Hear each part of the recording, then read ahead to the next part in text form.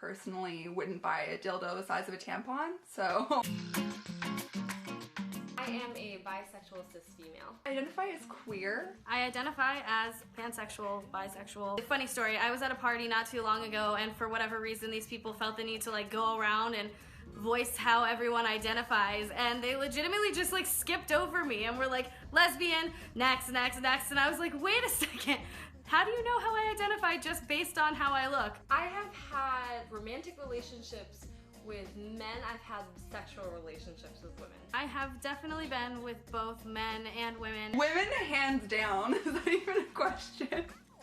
We are more expressive sexually, and this is one of the reasons why I kind of like how porn has figured into society, because it's more acceptable for women to be open about the pleasure they're feeling because of the model that porn has made. Guys, they kind of get that like deep throaty like and I'm like, what the is happening right now? Sex with a woman, like,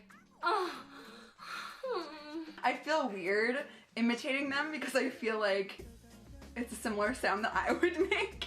Honestly, I feel like when I was dating guys, I was like, please don't be too big, please don't be too big. You can choose like the perfect size if you're playing with toys with a woman. If they're only like, you wouldn't buy a dildo that's this big, you know what I mean? Like, I mean, maybe some people would. I think that when you're dating a guy, something that makes it much easier is the fact that like, God, when you're, you know, say you guys are gonna get it on and do stuff, you don't have all the equipment like lesbians do. You don't have to be like, hold on, let me go get the strap on, hold on, let me go get this and that. It's just easy. It's like wham bam right there. You don't have to think about it. There's no prep. A minimum height to ride this ride, because just anatomically you have to be able to reach my G-spot. But if you aren't that size, like if you are capable of pleasuring me and fulfilling me through hands, through toys, through mouths, I'm fine, that's great. But I do like getting penetratively, so find a way.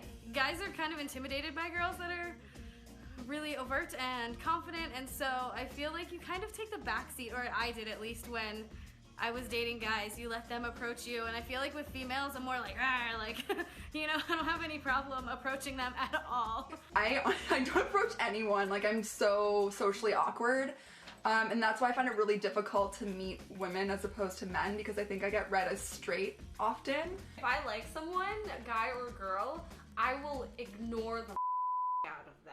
I think for oral, like women, both very good in very different ways.